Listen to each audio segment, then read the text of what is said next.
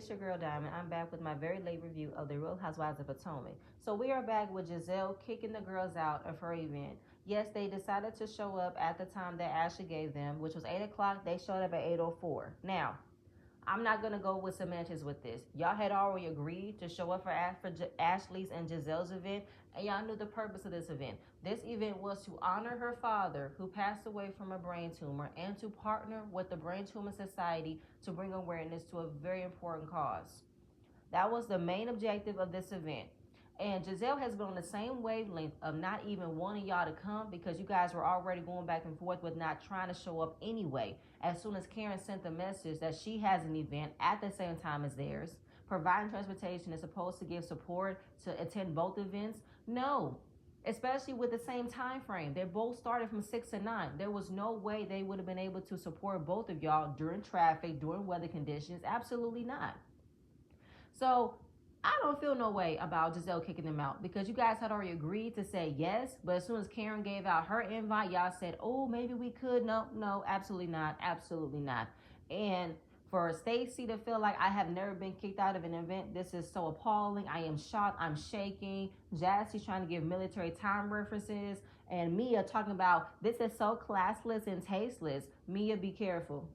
The audacity of you to say that you getting kicked out of an event is classless and tasteful is really a laughable thing because your entire situation is classless and tasteless, Mia. So miss me. And they all go down to the sprinter talking about what just occurred.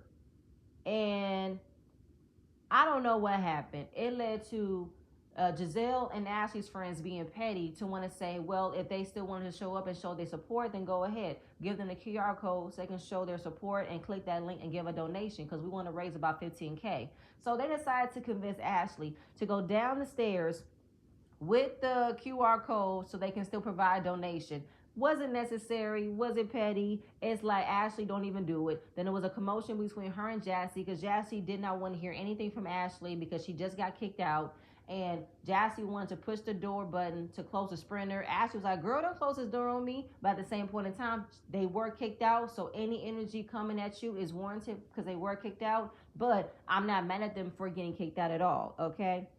And the night ended from there. And Mia was talking cash money shit about Giselle's furniture, Giselle's house. And it's like, I don't understand exactly. And oh my God, it's crazy how I am defending Giselle in this moment because I don't like defending Giselle because nothing Giselle does deserves a defense. But this was an event that was very important to her. And y'all decided to say kids support Karen no matter what. Because let's keep it a buck. Not a lot of people are supportive of Giselle from her last behaviors of the previous seasons, okay? Keeping it a buck. Not a lot of people are fans of Giselle. But in this case, regardless of how I feel about Giselle, I'm not mad at her reasoning for this. I'm not. She had very right to kick y'all out when y'all were already in agreement of it. Y'all knew about their event before Karen decided at the last minute to say, hey, I'm getting honored for an award, but don't know what the award is. You know what I'm saying? And this is all Karen's plan to deflect from her not owning up to her mistake that she got a DUI. That's all this was. And she knew the perfect way of still carrying on her being this nice person, this important person, this likable person is to have this event at the same time nobody would support Giselle's. Point blank, period. But that was the end of that scene. Okay, we're going to move on. So now it is the next morning of the event. Stacey invites Jassy, Ashley, and Karen over to discuss it because Stacey was confused why Giselle had security because it's my event. And if I'm paying for an event, I'm going to have security to make sure the people that I don't want coming to my event, I have the power to escort them out. Hello, Stacey, get with the program. So when Ashley comes in, Jassy is not here for Ashley. You know, she's giving little digs, giving little eyes. And everybody was asking her, how was the event? The event was nice. Well, Jassy couldn't handle it because she said, baby, if I wanted to come to a good event, I would have stayed at Karen's. But since you guys, Giselle and Ashley, which should have been titled Gangsters and Alcohol, because y'all kicked us out like the gangsters that y'all are, I don't think I should have been there. Now, Jassy, I'm going to give you that. Calling it Gangsters and Alcohol was a good read. That was a good one, okay? But ending with that read, Jassy did lend an apology to Ashley for trying to force the door on her. even though they went back and forth of the semantics that Jassy didn't know was going to close. Ashley said, but you didn't know, my arm still is sore, vice versa, okay? It wasn't resolved, okay? I don't know. Jassy is not really feeling Ashley from that event alone. I don't know if she has her mind settled on who Ashley is, but I like Jassy. I like her. So hearing them going back and forth, you hear Karen coming in yelling like she's somebody's principal. It's like, Karen, who are you yelling at? We're not your children, okay? So Ashley confronts Karen about her motive. You had a conversation with Giselle on Wednesday about your award event, and you wasn't even sure you were going to invite the ladies. But then come Thursday morning or Friday morning at 6 o'clock in the morning, you want to send an invite to everybody for this event. And Ashley even told Karen, I even asked you, what is the award you're getting? You didn't even know what the award you were getting. So you pulled this last minute event out of your ass to deflect from everybody asking you about your DUI charge. Now, Stacey wants to defend Karen because she wants to say Karen did answer all the questions, because Karen wants to stand on that she was in an inquisition. Everybody was just coming at her left and right about the DUI. Not really, Karen. Because like Ashley said, no, it was given deflection, okay? It was given deflection. You didn't want to answer any questions, and I agree with Ashley. You were. Now, since Karen doesn't want to answer about being deflective, here she goes again by checking Ashley of all the times that Ashley had deflected from Michael's behavior. Okay, okay. When I saw that, I said, really, Karen? Really? Now listen, everybody has read Ashley down to the ground of her not admitting the actions that Michael has portrayed while being on this show and her being married to him, okay? Those instances, Karen, they match, but they don't match, okay? Because we're not discussing Ashley's deflection towards Michael's behavior. We're not talking about that, okay? We're talking about your deflection of you not admitting and you not owning to your mistake that you were driving under the influence, ma'am. Don't do that. Don't be deflective over calling Ashley for being deflective. Don't do that, Karen. Stop, okay? So here she goes again, playing the woe is me card, saying, I could have died. I could have lost my life, Ashley. And Ashley said, but you could have also ended the life of someone else. Okay, Karen? You could have also have severely injured someone else. The fact still remains, Karen, 2 and 2. Your life could have ended, and so could have someone else because of your mistake.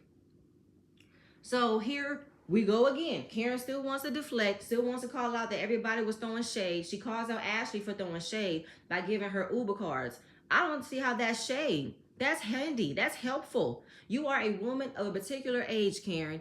And if you didn't want to drive, you could order an Uber, you can get a driver. You have the money for it, Karen. So I don't see how that's shade if you're getting you Uber cards. So now she wants to flip it and say, you might need to be worried about getting a consultation for that acorn you got on your feet. Now she's attacking Ashley's bunions. Ashley's bunions are wondering, how did I get into this? And Ashley said, you know what? Go ahead. I got 2 bunions, 1 on each foot. What's up? What's up? Like, that read, Karen, didn't make sense to me. I know a lot of people who read that, who saw that scene, under the comments were like, Karen ate that. Karen got Ashley in her bunions. It didn't land for me because it's kind of like, what does her bunions got to do with this? Nothing. Because you can't handle it, Karen. And this is your turn, Karen. You need to admit your mistake, okay? Ashley said you might want to worry about you getting some jail time. How about that? Now they're mad at Ashley for saying it. No. Because Karen wants to bring up Michael, which Michael has nothing to do with this, wants to bring up Ashley's bunions that have nothing to do with this. This is all on Karen, okay? This is all on her. And now it's been discovered she's trying to have the case dismissed. No, Karen, this is your mistake. Own the mistake and move on and take accountability. That's it, okay? Now that all ends with them trying to convince Ashley that Giselle was wrong. Ashley had to say yes in the moment, but Giselle's not going to apologize because Giselle wasn't wrong.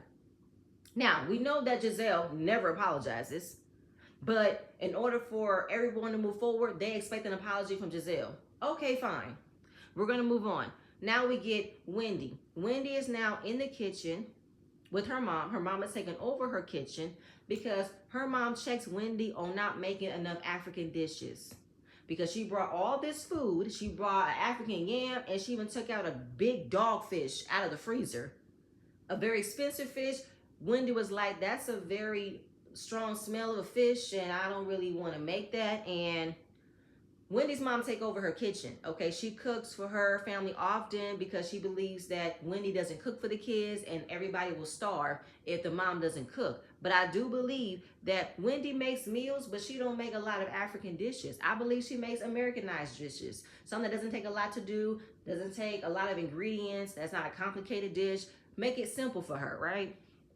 So we are now about to approach the girls' first trip to North Carolina. Mia is hosting the trip. She's taking them to Lake Norman, which is around Mia's hometown.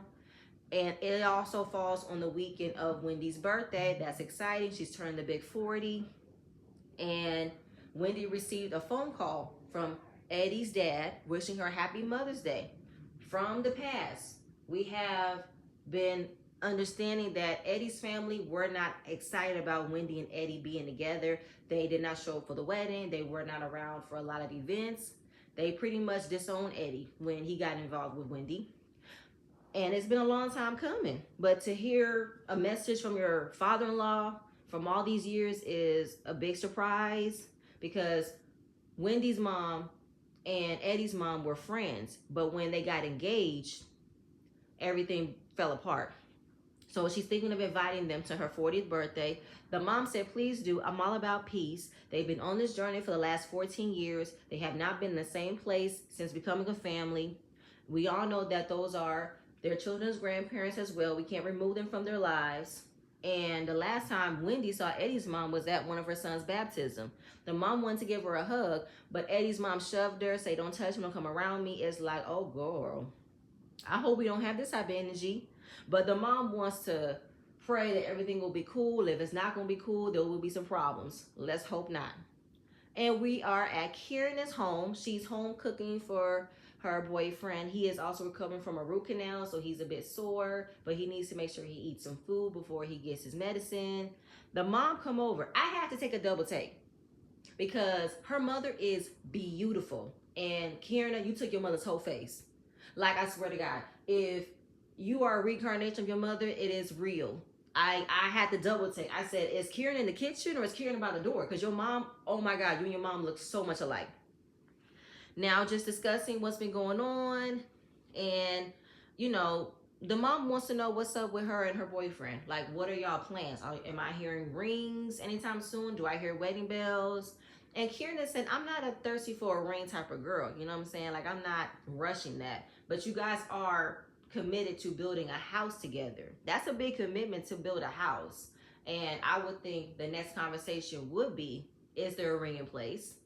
And we are aware that Greg is divorced and he came with 3 daughters in the mix. And she's the first woman that he has introduced his children to. She's loved the girls. They're great children. So that's a big step for him. And also building a house is a big step for the both of them. And I know Kieran's history as well. So yeah, I would think that it's a conversation. Is wedding bells on the table? Is settling for committed families on the table? I just hope it is. I mean, again, she said, I'm not thirsty for the ring. I'm not dropping hints. I'm not doing none of that. I just want things to take time. And things can take time. It's your time. It's your pace. However you want to go about it. Just want you to be happy. And we're going to move on. Giselle is getting ready for her twins to go to prom. The time is here. We saw Grace go off the prom, and now it's the twins' turn. It is a different feeling because her father's not going to be here. Her father was involved in every single event that his granddaughters were involved in. Every homecoming, everything. But he won't be here. It's a bit sad. But after some self-reflection, some sleep, Giselle realized she wasn't mad at the ladies. The ladies were not at fault. Her issue is with Kieran. And Kieran put them in an uncomfortable position. They were collateral damage. And she needs to apologize to the ladies. And I agree. I love the fact that Giselle knew I can't be mad at them because I'm mad at Kieran, because Kieran knew my event was coming up. She knew how important this event was to me. Now, Jamal Bryant comes over to see his daughters off the prom. Fine. Now we're discussing curfew times. One twin don't want to be out too late. The other twin wants to be out late. And the producer wanted to ask, do Jamal have a girlfriend? She danced around it, but said, I suspected it, but it doesn't matter. This man will always be the father of my children, and that's the relationship we have. Okay, sure. Excuse me. The ladies all look beautiful in their dresses, hair and makeup. The girls are all grown. It's exciting, and I give kudos to Giselle for being a all around great mom. And we're moving on. So now we move on to Mia. So her and Ink are at their staycation rental, which is an Airbnb they rent out from time to time when Ink comes into town and they want to have their alone time, because Mia still finds it awkward now that G is moved in the same building as hers and how close by he is. She didn't want them to be any awkward interaction, but it's been revealed he's here. Like, it's really weird how Mia is just removing or acting oblivious to her actions when it comes to putting Ink in front of everything.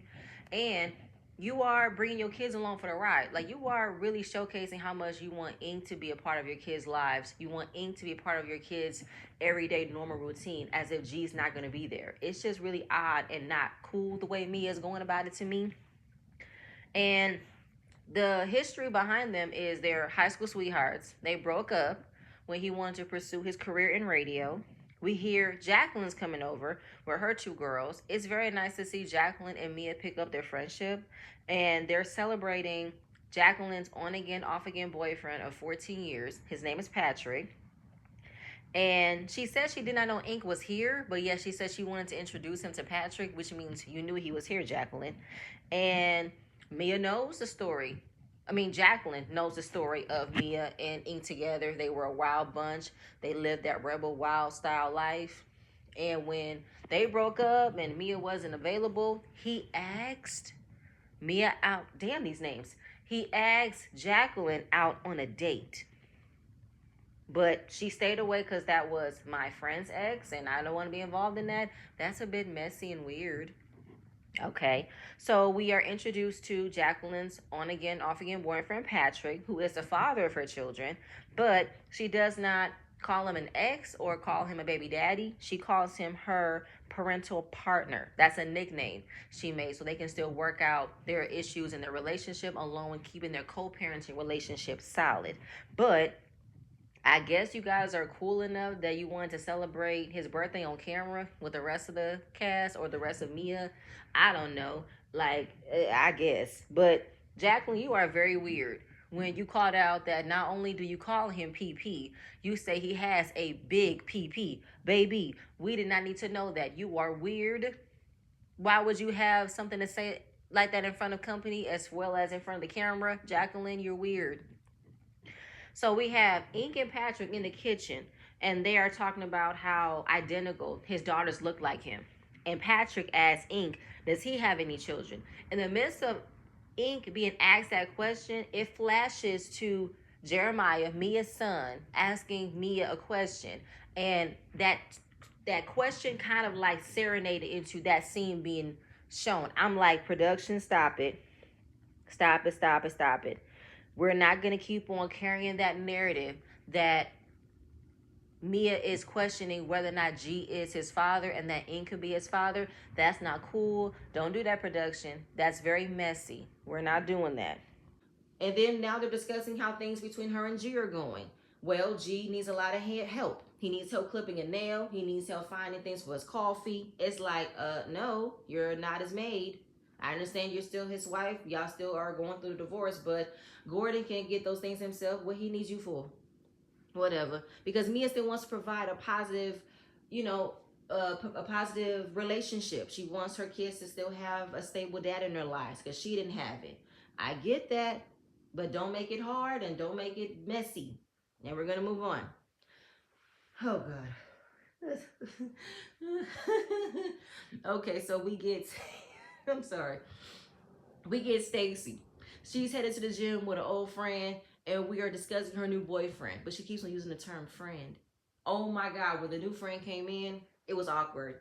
It was like she wanted to touch him, but he didn't want to touch her. And in the confessional, when it came down to her coming to terms with her divorce, that's when she wanted to reveal her feelings towards TJ, and then it blossomed into more of a romantic relationship instead of a friendship. The more Stacey Tries to throw out all these little innuendos and little words in her movement and her body language. It's given she's ready to hunch. Okay? And what did he say? Oh, she asked him, on a scale of 1 to 10, how much do you want to sleep with me? He said 0. And it was giving weird. It's like, I don't think he's really interested in you. I mean, the way you're throwing yourself at him, he ain't taking the hint, ma'am. He not catching it. And the producer asked her, is he a virgin? No, he's not a virgin, but he has had intimacy with other partners. But he doesn't want to be intimate with a woman unless that's his wife. What does that mean? What do you mean he's had intimacy with other partners? What kind of partners? I.e. male partners? I'm sorry. I'm sensing he's bi. I don't know. Because if he's trying to hold out on not getting down with a woman, he's getting down somewhere else. I'm sorry. But the producers wanted to ask her, how long do you expect to wait? She said, I'm expecting to wait as long as I want to wait because he's worth it. I just hope it's not until we're old age. Girl, go seek options elsewhere, ma'am.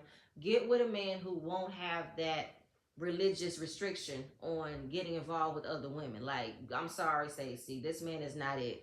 He ain't it.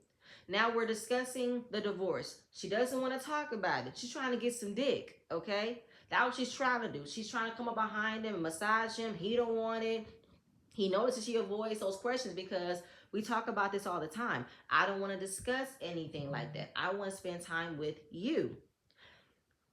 It was getting very awkward. I mean, he was avoiding wanting to be near her. And then he's also trying to test the waters of, wondering, do you really want this? Are you really done with your relationship? I don't want to start getting involved with you, but yeah, you're still 1 foot figuring out whether or not you want this divorce or not. So he doesn't want to start anything if it's not going to be completed.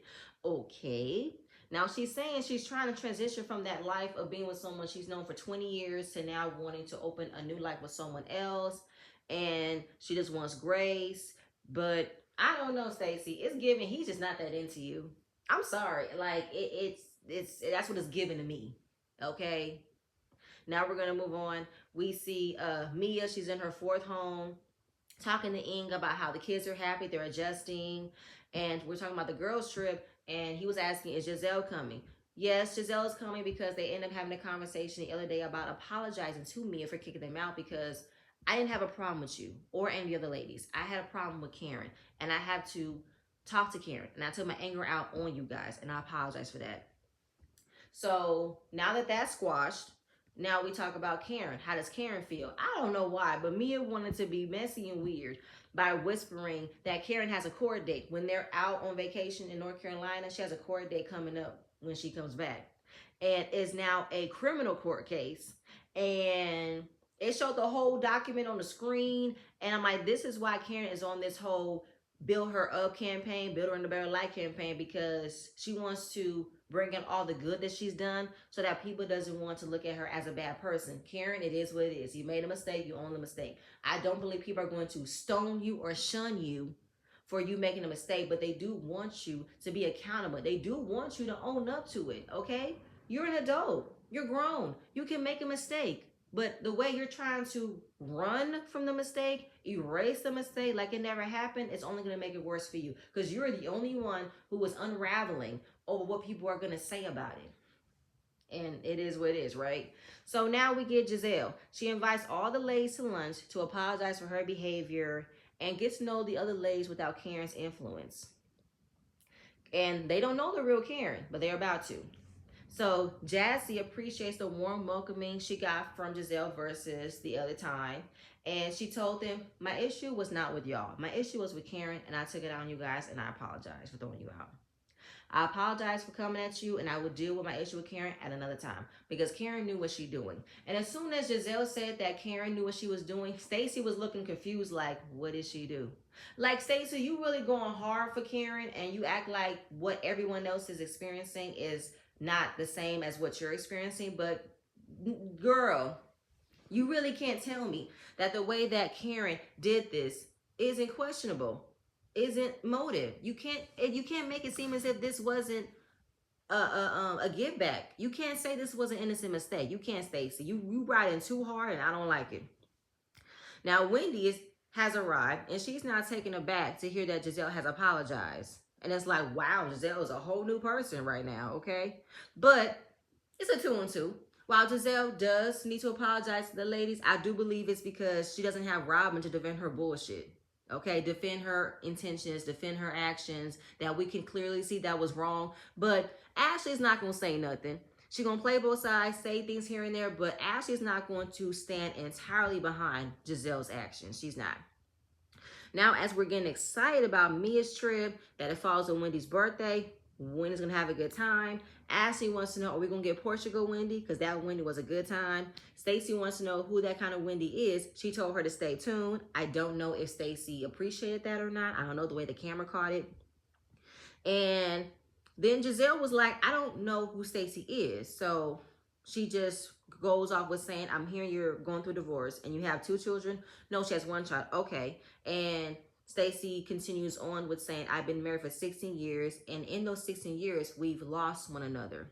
Because I believe Giselle was trying to connect with her about understanding about going through a divorce. And Giselle said, when I reached the terms of my divorce, I was happy.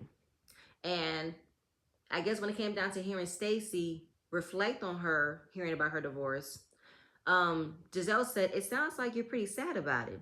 But then Stacey wants to be like, why would I be excited about a family ending? Why would I be excited about a divorce? But Ashley popped in and said, well, she has a new friend. Oh, so you have a new friend. Okay, so you moved on. That would lead to Stacey getting mad about Ashley mentioning TJ, her new friend, as if it was a secret when we just saw you in a scene ready to jump his bones at the gym. So it doesn't look like you're battling with your divorce. It doesn't look like you're trying to understand whether or not you guys can fix it. It looks like you're moving on. So now she's looking mad at Ashley for blurting it out. And she said, why would you do that? I didn't know it was a secret. Because Stacey goes on to say, you have been at my house a couple of times and I have discussed with you about my marriage and how things have made me feel. And now you're spilling all of my business over charcuterie and drinks. And I'm like, she didn't spill your business, Stacey. You spilled your business. When you came on this show, Karen noticed you didn't have a ring on. You talked about your separation and now you're talking about your divorce. You opened up in your confessional that you are in love with someone, you have reached that point of seeing yourself in a new light with a new person, you had that scene with him at the gym. Yeah, you spilled your business and you are on a reality show where you're gonna talk about your life. And it would be a totally different situation if we didn't know nothing about this new friend, if you never said nothing about him, and Ashley blurts out private conversations y'all have had that you've never spoken about, then yeah, we would be like, damn, Ashley, you're messy, you stirring the pot. But no, you already gave us that information before Ashley ever said anything. So it wasn't a secret.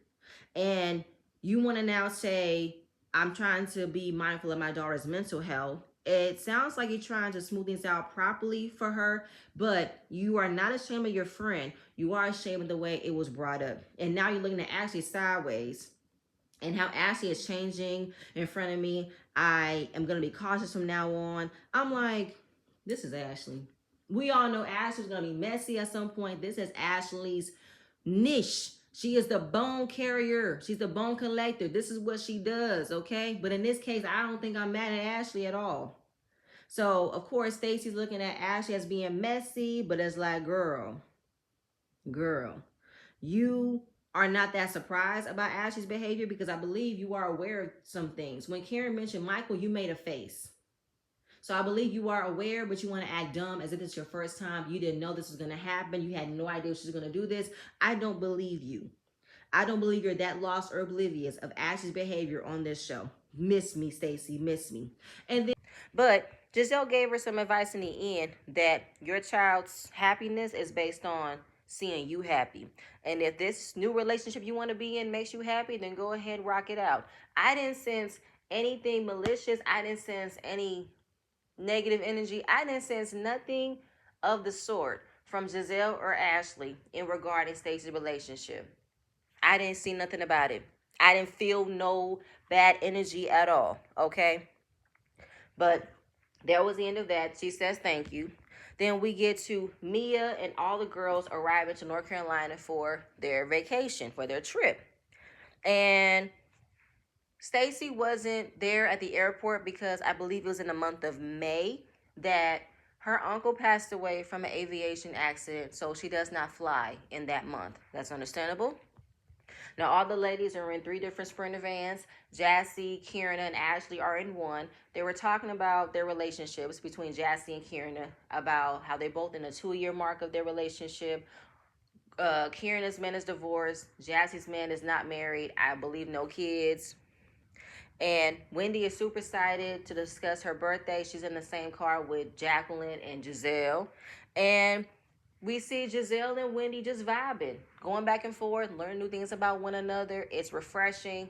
Wendy says it's baby steps. Giselle said, I'm liking this new Wendy. And again, we all know this is just for them to move forward with the show. They all got to be on some type of accord in some type of cordial place because Giselle has no other allies, okay? Her best friend is not here. So she has to make nice and form some type of good standings with the other ladies. She has to. Then it ends with Mia and Karen. Mia was checking in on Karen, seeing how she was doing. Karen is like, I'm just so torn. My back is against the wall, blah, blah, blah. And we're trying to discuss how she feels about her DUI charge. She said it's legal matter. I can't discuss it. But Mia tells her it's all over the internet. It's not a sealed thing. It's not a hidden thing. People can discuss this. Of course, Karen gets mad when it's being brought up again because she doesn't want to talk about it. But you cannot escape this, Karen. You cannot, okay? But she doesn't want to talk about it because she doesn't want to incriminate herself. And Mia is like, I don't want to chastise her, okay? I am only coming from a place as a friend to tell her I understand. But Karen needs to take the first step in admitting that you got yourself in a DUI because you decided to get behind the wheel drunk. That's the first part of you moving forward. That's the first part of you taking accountability. Own up that you made a mistake, but Karen is not there. Karen is avoiding that place because she doesn't want that place. She doesn't want to go in that place. She wants everyone to be, oh my God, Karen, are you okay? Like she was a passenger and the other person is at fault when no one was in the car but her. She was the driver.